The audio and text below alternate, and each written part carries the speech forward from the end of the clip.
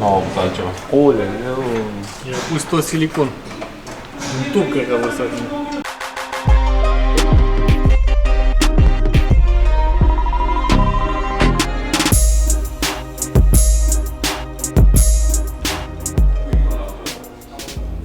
Mă, de ce nu zici că filmez? E restul acolo. Bă, mâna e mare, bă, băiatule. E al lui Hulk. Stai mă, vină mă. Pe acolo. Unde e bă pe acolo, că e un sfert? Ia pune-mă mâna acolo lângă. Păi nu, e pe cameră, e... Așa.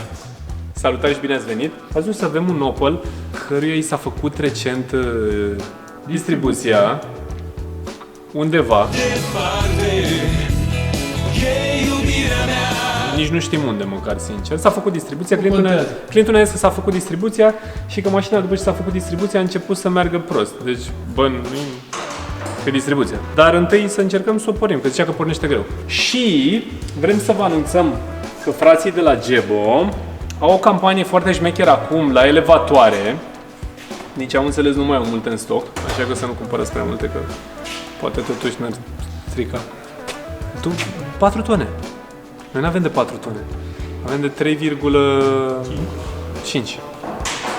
Sincer, ce mașină are?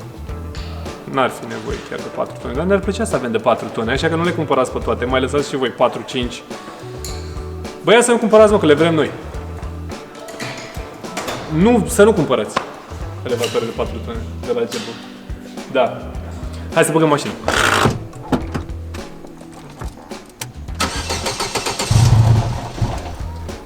Bă, a pornit. De ce ai oprit-o?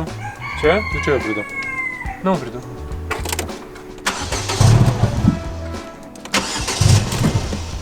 Că nici n-am apuc măcar. Bă, țin eu prea puțin la cheie?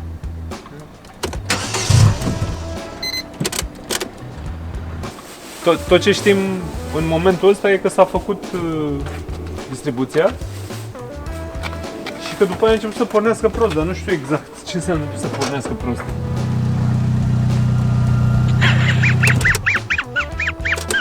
Ce s-a întâmplat? M-a recunoscut, nu?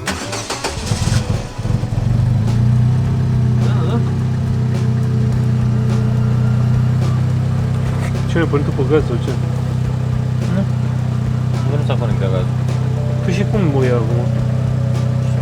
Tu râzi serios? Eu nu am făcut nimic, am apăsat frână și a dat la automat. Ăsta nici măcar nu s-a conectat, adică nu... Eu nu înțeleg de problemă. Opelul se repară singur. Da? Am o dată și pe admisie și pe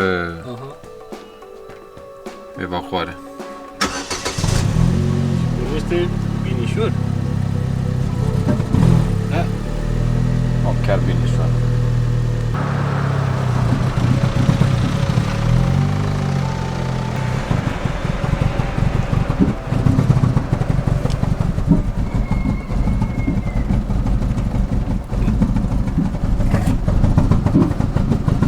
Și uite, dar după ce le-am șters, îmi dă admisie. Ok. Văd, dar te crezi? Eu nu-i fac nimic, ea face toate astea, eu am doar piciorul pe frână. Și pe ce acum? Pe benzină? Au! Aia e supapă. Popcorn. Nu e supapă aia, că ce să zic?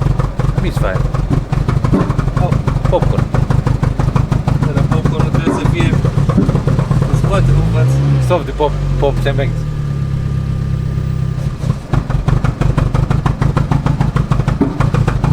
Nu pot să acționez. Gata.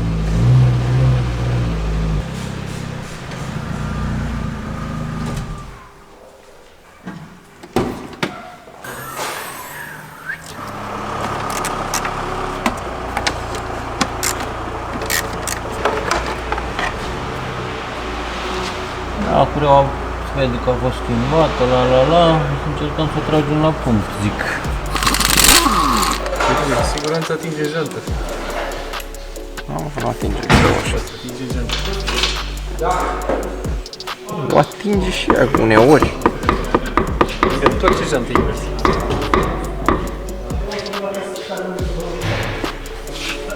Vezi că a atins în jantă? Un pic de tot. Eu? Dar n-a făcut zgomot. Am făcut la un moment dat, îți dai seama. E mai tare sârma asta decât janta. Păi e jantă Japon.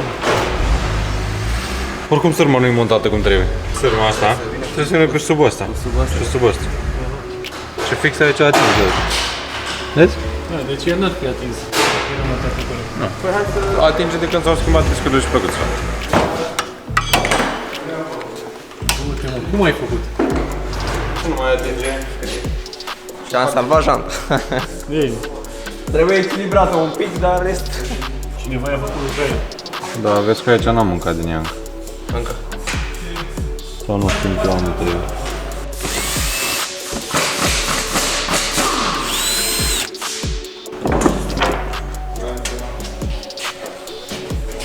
Aceeași schimb. Da, dar rost mai puțin. Da, da, toate. Aici a fost geanta un pic mai tare. Hai să adus un ambere părți. Ia arată aici. Uite punct aici. Cu verde. Unde e cu punctul ăla?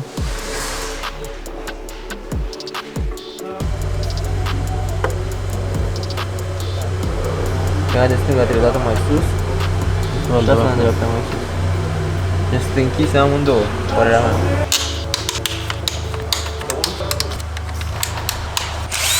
Am unde s-au făcut și unul.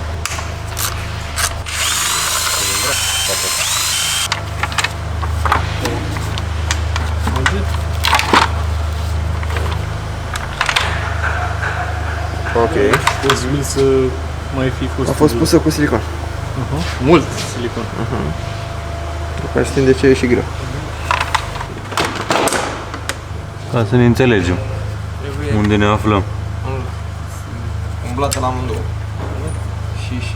Ca să înțelegem unde ne aflăm, da. Deci e posibil să nu fie umblat la variatoare treabă și să fie fix, cum am zis. Aia ridicată un pic, asta ridicată un pic. În amândouă și să vină drept. Și să fie umblat decât Să regleze variatoarele atât de mult cred că încerca să compenseze. Bă, și nu dă în supa penale? Pare că n-a dat. Păi și acum îi dai cureaua jos și pau meu. Da. Mă că și mie crocobaurul aici.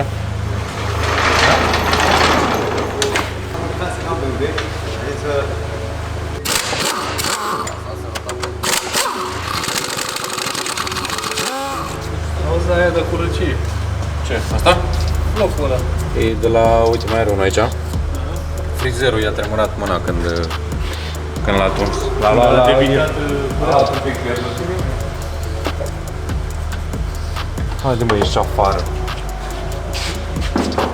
Uite mă, na. Toate emoțiile atât pe frizer și uite, a tremurat mâna un pic și pe aici și pe aici. Dar în rest, uite ce bine e pierdut aici. Vezi? Deci o să vede.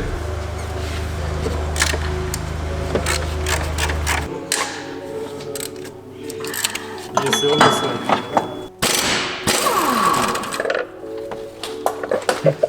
Acum ai trasă cică la punct, a? Ha? Acum ai trasă la punct? Ambele sunt plecate. Ambele. Și stânga și dreapta. Și n-am umblat la variatoare. N-am umblat, E da? plecat fix ce se vede aici. Și ăsta mi-ar trebui să fie undeva peste linia de mijloc. Gen pinul ăsta. Da. Și să vină undeva peste ăsta. Și ăsta imediat după el. Deci ăsta încă un pic și ăsta încă un pic. Da, trebuie mai atacat un pic. Gen. Că asta e încolo. Dar eu știi ce mi-e greu să înțeleg? Nu. Că de draci sunt astea două, îmi umblă atât de tare la ele încât să-mi meargă mașina la cald. Că de fapt ea nu la cald merge, ci în momentul în care realizează proastele astea două că sunt decalate. Decalate, da, și atunci le... Nu au avut altceva. I-a pus tot silicon. Un tub cred că a vărsat.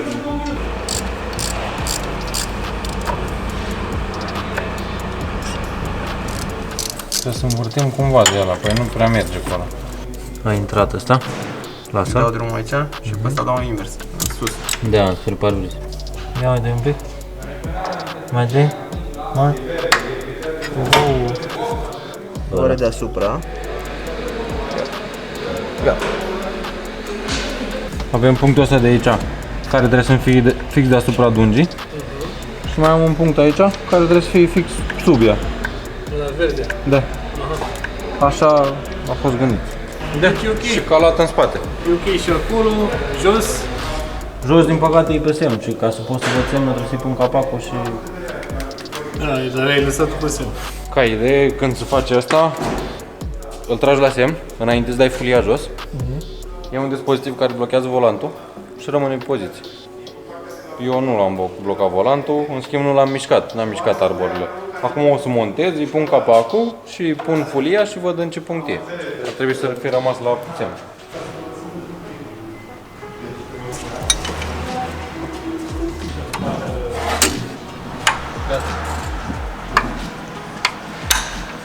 Te recomand că acum nu mai te relare, merge, face Și ar trebui, uite, jos e la semn.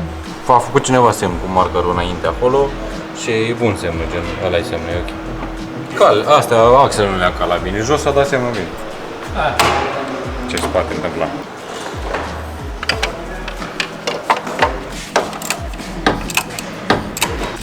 Să trăiască familia lui ăla. I-a pus garnitura asta aici.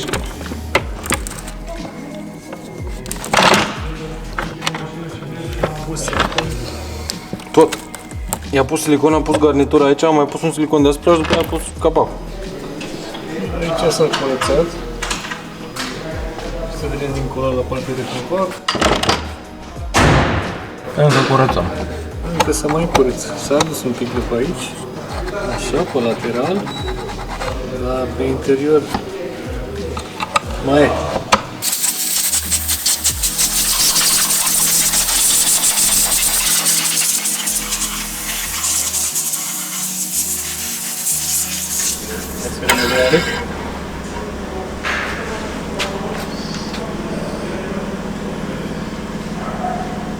Nu are decât până aici. Azi cât îi joci, atât ai pune. Hai mă, s-a curățat, poți să-i pui care Am făcut tot ce s-a putut. Mai vreau aici. Da.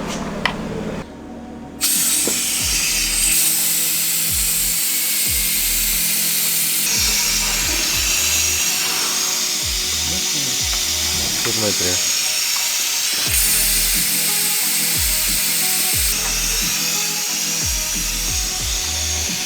Am mai scăzut un pic.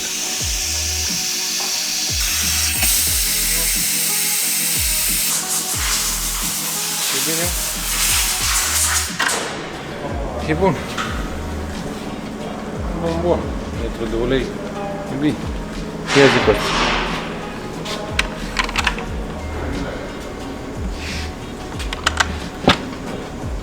Deci cu silicon nu se dă pe tot capacul. Se dă doar la îmbinături, colțuri. de garnitura nu are așa Exact. perfect. Adică aici nu avem motiv să o dăm. Da. Ok. Câte puțin, câte puțin.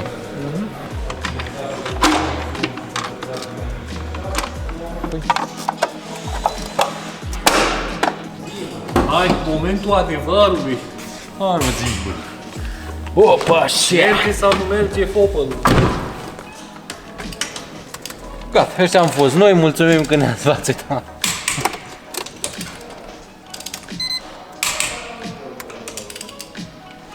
Ia mă, ia.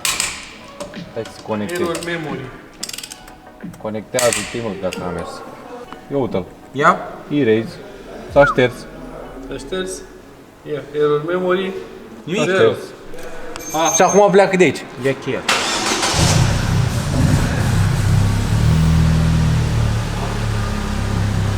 Vedem. Are problem pe un injector rău, 100%. Pe care? Mai nu știu, face bulangiu urât. Vezi cât e în cold start.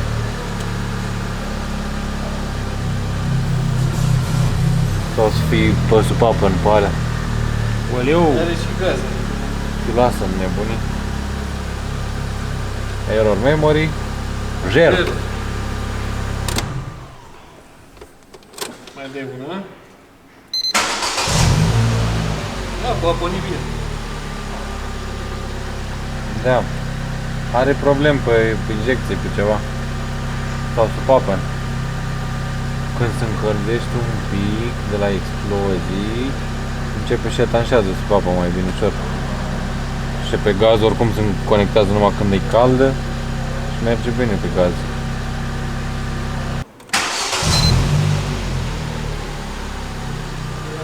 Ia, vedem o dată. Dacă era, la eroare. Da, pe aici lua instant. 0. Bun.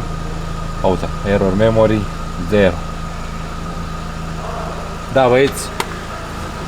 Mai faceți distribuții pe semn. Vă rog.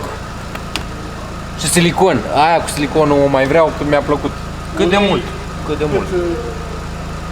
Aia uleiul mai mult lasă-l, mă, stai, nu să ia, mă. La Deci s-a BMW e conectat bine să gazul. pui cât mai mult. S-a conectat gazul. Da? Am auzit, da. Putem... Zi-mă, cum e? Ce? Însă, ține și un pic. E frumoasă, e aranjată, e neagră, jante mișto. Păi, cred că alta era treaba, că le avea pe toate astea și de dimineață. Da? Dimineața n-am... Eu te are lumina ambientală acum. E.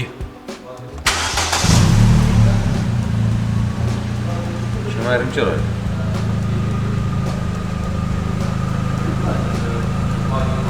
Bă, a pornit mega bine. Și ca idee omul mi-a zis că, sincer, până să facă distribuția, tot nu pornea extraordinar mașina și după ce a făcut distribuția sau... Da, până la urmă zi-mi o chestie, care a fost... cum era făcută distribuția? Adică... Avea niște cale. Știi că am văzut noi un videoclip sâmbătă cu calele. O să aduc cala. Nu că e pe bune. Nu e glumă.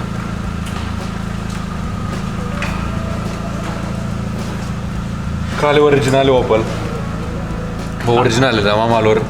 Frumos, pac, pac, pac, pac. N-ai treabă cu ele. Bine. Cred că a rămas E- fără pastă sau ceva la un moment dat. Și e un TikTok funny. Deci era făcută pe semne. Da, din păcate, Ce da. concluzie tragem din această Că o treabă? mașină cu variatoare nu se face pe semne. Pe semne că o mașină cu variatoare nu se face pe semne. Da. Nu se face nicio mașină pe semne. Decât dacă, nu știu. Dacă Nu e de există. fabrică concepută să fie... Da. Da, nu există. Bine. Dacă se consideră și faptul că pe penion ai un semn și pe lanț ai un semn. Da, nu. Tu să pui marker undeva, nu există. Ok. Deci, da. Cale, întotdeauna cale. Distribuția se face cu trusă specială pentru acea motorizare. Da. Hai mă să o mai aud o dată.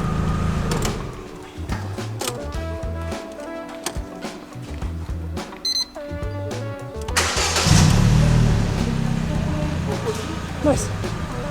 În final, am vrea să ne scrieți jos în comentarii ce pățanii ați avut voi pe partea de distribuție, pe curea pe lanț, cu variatoare, fără. Scrieți acolo jos în comentarii ca să vadă toată lumea. Și nu uitați de campania de la Gebo. Vă rog, nu cumpărați toate elevatoarele alea de 4 tone, că vrem să rămână și pentru noi câteva. Pa! Ne vedem data viitoare!